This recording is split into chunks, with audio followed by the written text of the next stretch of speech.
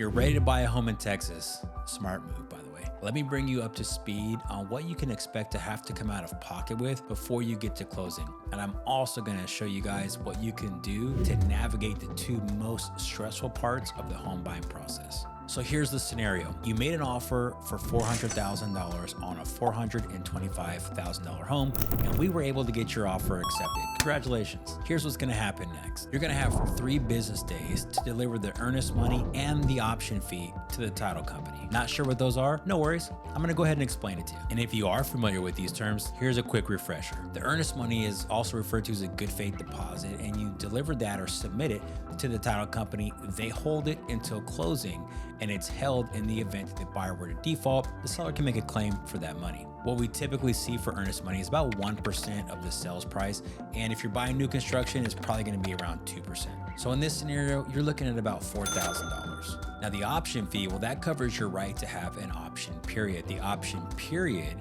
is whatever amount of time that the buyer and seller agree to.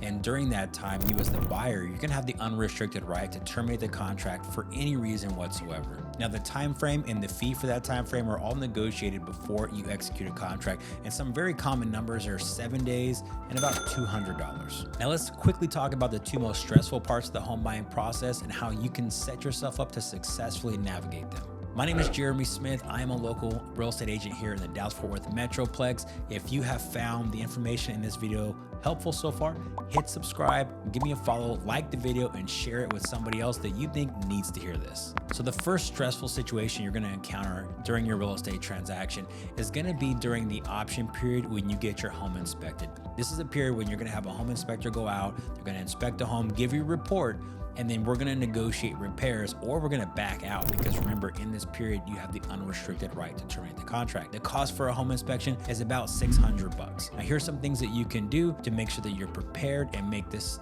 part of the transaction as stress-free as possible. First thing you can do is hire a really good inspector. Don't let money be the sole factor in this decision. The difference may be a couple $100 from one inspector to the next, but you want to look at the reviews and the thoroughness of their inspections so that you can make sure you're choosing the right person for the job. Another thing you can do is be very realistic. There's no such thing as a perfect house, so don't expect there to be nothing on the report. Expect there to be a lot, because you're paying the inspector to do this, so they've got to provide value. Somehow there may be a ton of little things. Don't get too caught up in the number of things or the severity of them if they're minor. We're really looking for things that are deal breakers, big ticket items, so that we can help you get those either repaired, get credits for them, or get you out of that contract. I've got 2 more things really quick, guys. Don't bring your family. I know dad, uncle, grandpa, they all have your best interest at mind, but I have seen them kill deals over things that were workable. So try not to bring them to the home inspection. We want them to see the house, absolutely, but they can really just complicate things. Even with their best intentions, they can still complicate things. And lastly, guys, do not procrastinate on this. Get your home inspection done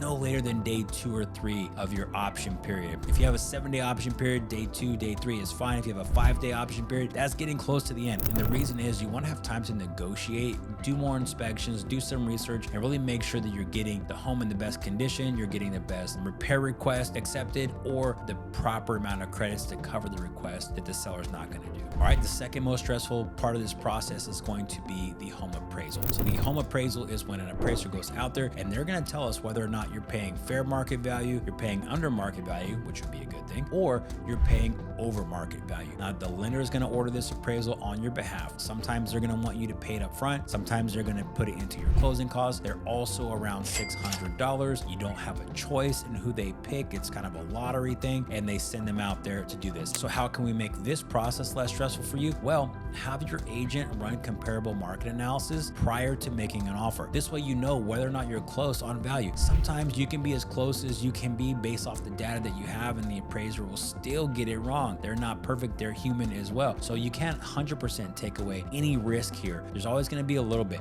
but you can do research, you can run CMAs, look at data prior to going under contract to make sure that you're alleviating as much risk as possible for having a low appraisal. And another thing that agents can do to help you out is provide those comparable sales to the appraiser. Sometimes you go out there and you meet the appraiser and you deliver a packet to them, or sometimes you're allowed to email that information over to the appraiser so that they know what you're looking at and they're more likely to agree that the value you have on the contract is accurate. So all in, guys, after $1,200 of fees to your inspector and your appraiser for their services, plus the $4,200 for your earnest money and your option fee, you're into this thing for about $5,400. Now, the good news is that $4,200 of it is going to come back to you at closing and going to be a credit towards your down payment and or your closing costs. All right, guys, now you know all that you need to know to be prepared as you move into your home buying journey. Now, guys, I went over a lot, but I didn't go over everything. So if you would like an in-depth home buying consultation or home selling consultation,